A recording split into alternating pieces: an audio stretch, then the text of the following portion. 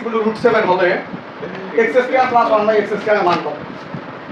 তো এই ধরনের ম্যাথ কিন্তু তোমাদের এমসিকিউ আসবে এবং সংক্ষিপ্ততে আসবে। তাহলে দেখো এই যে স্কয়ার প্লাস বি স্কয়ারের দুইটা সূত্র, a plus b whole square minus 2ab এটা একটা, আরেকটা স্কয়ার প্লাস বি স্কয়ার আরেকটা সূত্র রয়েছে, সেটা a minus b whole square plus 2ab। যদি সিঙ্গেলি স্কয়ার বি স্কয়ার হয় তখন হবে 2ab, আর যদি কি হয় a plus b whole square হয় তখন হবে a minus b whole square minus 4 plus 4ab। Okay, যদি হোল স্কয়ার টাইপের হয় তখন 4ab, একটু আগে যেটা করাইলাম। আর যেমন square minus 1/s whole square আছে, তাহলে কি হবে a minus b whole square সমান a plus b whole square minus 4ab। ঠিক আছে, মাঝে প্লাস হলে বাইরে মাইনাস, মাঝে মাইনাস হলে বাইরে প্লাস, আর এখানে প্লাস হলে এখানে মাইনাস, এখানে মাইনাস হলে এখানে প্লাস। এই জিনিসটা একটু বেসিক কনসেপ্ট, এইভাবে মুখস্থ করার একটা টেকনিক।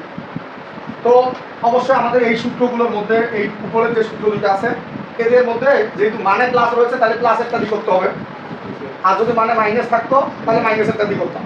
তাহলে প্লাসেরটা দিয়ে করি, তাহলে স্কয়ার প্লাস কি স্কয়ার প্লাস, তাহলে a square plus b square, তাহলে a square plus b square, এখানে a মানে হলো x আর b মানে হলো 1/x, তাহলে a square plus b square, তার মানে কি আছে প্লাস আছে, তাহলে অবশ্যই আমাদের প্লাসের সূত্রটা ব্যবহার করতে হবে।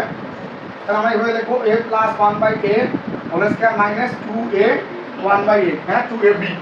তাহলে এর জায়গায় আমি x লিখবো আর b এর জায়গায় 1/x লিখবো, কারণ এর জায়গায় b এর জায়গায় মানগুলো যেটা আছে ওইটা বসাবো। তাহলে এটা মান √7, তারপর হোল স্কয়ার মান বসালাম, তারপর হোল স্কয়ার আছে হোল স্কয়ার দিলাম, আর মাইনাস 2 আছে 2, 2 স্কয়ার কাটা যায় কি হয় 7 মাইনাস 2 ইকুয়াল কি হয় 5। তার মানে আমাদের x স্কয়ার প্লাস 1/x স্কয়ারের মানটা কত আসলো 5, x স্কয়ার প্লাস 1/x স্কয়ারের মানটা আসলো